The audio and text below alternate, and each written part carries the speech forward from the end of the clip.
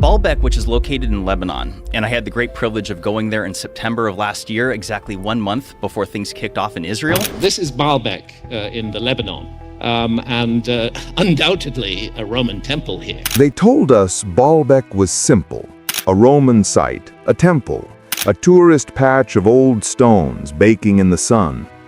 But the files that surfaced last year didn't match the school books. Buried inside anonymous data drops and encrypted research folders was a phrase repeated again and again. Engineering signatures inconsistent with ancient technology. What does that even mean?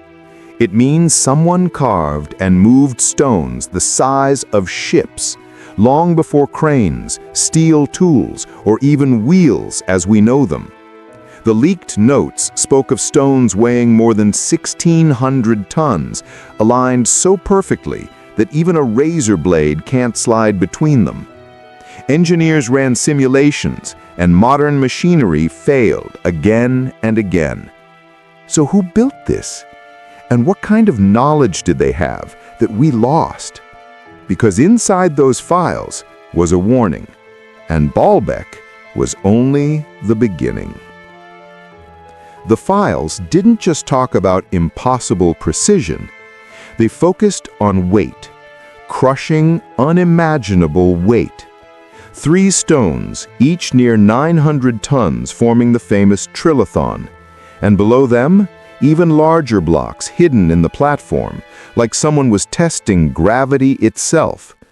Modern engineers say even today we struggle to lift a stone that size. Some of the world's largest cranes would crack under the pressure. Yet here they are, not just moved, but placed on a mountain slope, fitted so tightly that time, earthquakes, and weather failed to shift them. Scientists ran load-bearing models. Result? Unknown construction method beyond mechanical lifting capacity. If our best machines choke at 1,600 tons, how did ancient builders do it on rough ground, uphill, without steel cables or hydraulics? Something isn't adding up, and the files hinted at the next clue: the quarry itself. Less than a kilometer from the temple lies the quarry, quiet, dusty, but hiding the clue that cracked the case wide open. The stone of the pregnant woman, a carved megablock weighing about 1,000 tons, left behind, half freed from the earth. For years, people said it cracked. They said workers quit. They said ancient builders simply gave up. But then another stone surfaced beneath it, bigger, cleaner, almost 1,500 tons. And then a third, buried deeper still, nearly 1,650 tons. This wasn't an accident. It was a production line. A quarry engineered for stones no civilization should have been able to move. If they couldn't move one, why cut 3? Why keep scaling up? Who orders impossible stones unless impossible was normal? And beneath the dust, engineers found strange cuts and polished channels, cuts that didn't match bronze chisels or Roman tools or anything we know. Before we continue, don't forget to subscribe to the channel so you never miss inspiring discoveries of faith, archaeology, and prophecy. Like and share this video to a friend or family. Your support helps us to spread this word of grace. When researchers zoomed in on the quarry marks, the story got stranger. These weren't rough hammer strikes. They were long, smooth, uniform cuts, as if a blade the size of a bus slid through solid limestone like butter. No bronze chisels, no iron wedges, no tool marks we recognize. One leaked line from the note said it plainly: cutting method unknown, likely non-impact, non-friction. Non-impact, non-friction. How do you carve stone without hammering or grinding? Engineers ran material analysis. They found heat signatures, as if the rock had been softened. But limestone melts at temperatures no ancient furnace could reach. So now the question wasn't just how they moved the stones. It shifted to something deeper. How did they shape them in the first place? And that's when scientists checked beneath the temple and heard something impossible. Under Baalbek, there are chambers, tight passageways carved into bedrock, but too smooth, too perfect, too straight to be ancient hand tools.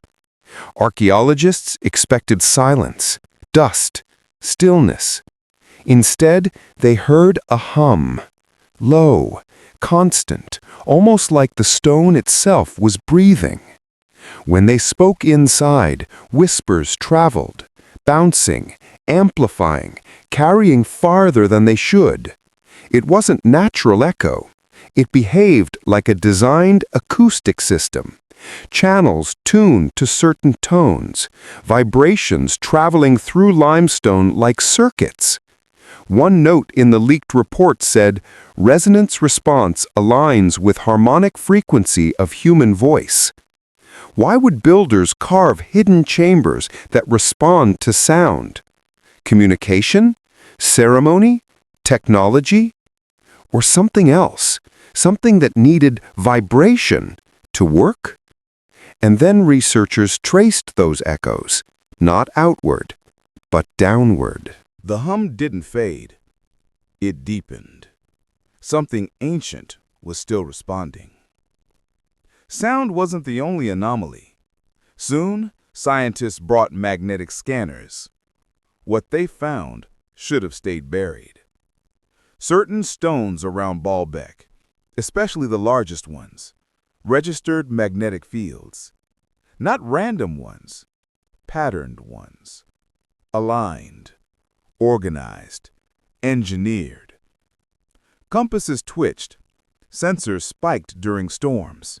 Readings pulsed like a heartbeat under the earth.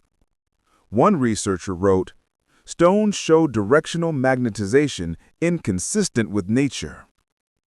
In simple terms, someone charged these stones, long before electricity, long before electromagnets even existed. Then came the shock. When thunder rolled across the Bekaa Valley, the magnetic field around the platform strengthened, like the site drank energy from the sky. Was Baalbek just a temple or a power node? A device? A defense? A beacon? No one agreed. But then technicians mapped the energy lines and found they ran straight into the oldest layer beneath the Romans. The layer no one wants to talk about. The layer older than history. Official history claims the Romans built Baalbek, but even Roman engineers admitted the base was already there when they arrived. 3 layers of stonework, and the deeper you go, the more perfect it gets. The oldest stones are the largest, the most precise, the most impossible. Civilizations don't start at genius and move backward. Yet here, the timeline runs in reverse. Then came the carbon records, quietly mentioned, never publicized. Organic traces tracked in ancient mortar, dated thousands of years before Rome existed. One researcher scribbled in frustration, "This structure predates known culture by millennia." But if there was a builder's society before Rome, before known history, before the first recorded cities, where did they go? Why did they vanish? And why did later empires fight to build on top of their ruins, as if guarding or hiding whatever came before? The answer waited in the mountain soil, signs of a sudden event, a violent one. In the core samples pulled near the lowest stones, scientists found something unsettling. Burnt sediment, shattered crystal structures, microfractures from intense shock, not from simple fire, not from erosion, but from sudden extreme force. The kind seen in volcanic eruptions, meteor impacts, or powerful engineered blasts. One quiet line in the lab notes read, "Thermal trauma, inconsistent with natural climate history." Whatever happened here wasn't slow, it was violent, instant, erasing a culture advanced enough to move mountains. Ancient legends around Baalbek whisper of a falling star, a roar from the heavens, a bright sky that turned to darkness. Folklore, or memory. And buried in the rubble, researchers found stone chips melted on one side, as if exposed to unimaginable heat, just for a moment. But what kind of civilization leaves no tools, no writings, and only impossible stone as a footprint? The answer led scientists to search wider, and what they found next connected Baalbek to other sacred ruins across the world. Baalbek wasn't alone. As researchers compared notes, the same clues appeared across continents. In Peru, massive stones fit so perfectly you can't slide a hair between them. In Turkey, at Göbekli Tepe, temples older than farming itself. In Egypt, blocks weighing dozens of tons lifted over 400 feet into the air. Different lands, different cultures, same precision, same scale, same silent technology we still can't copy.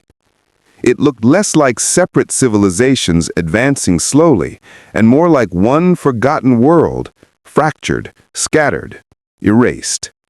One researcher wrote in a private email, "This is not coincidence.